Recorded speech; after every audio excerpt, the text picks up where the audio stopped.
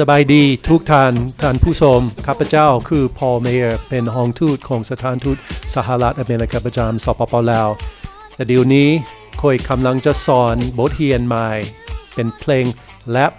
ของประเทศสหรัฐสมัย1989เป็นเพลงชื่อว่า Bust a Move by Young MC เดี๋ยว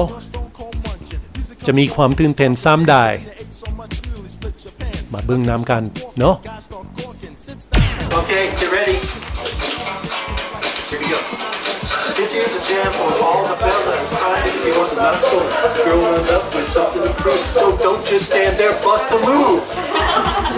หลังจากที่ได้เรียนกับทาน DCM น้องรู้สึกว่าได้สิ่งใหม่ๆจากเพิ่นและเพิ่น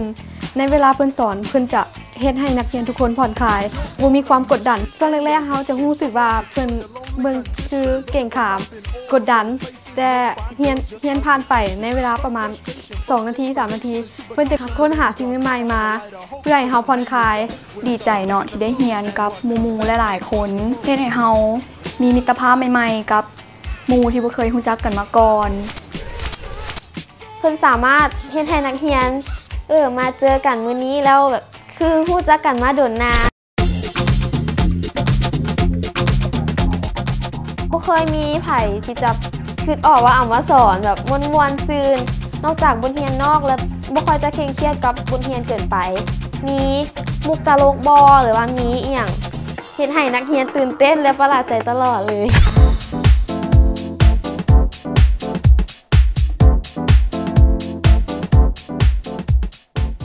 โดยเนาะก่อนอื่นกะต้องขอขอบใจทาง IRC เพิ่นซึ่งเป็นศูนย์ข้อมูลข่าวสารของสถานทูตอเมริกาประจำลาวเนาะกะต้องขอบใจที่เพิ่นได้จัดหาและสรรหาอาจารย์ดีๆอาจารย์ที่มีความสามารถมีเทคนิคในการสอนพวกเฮา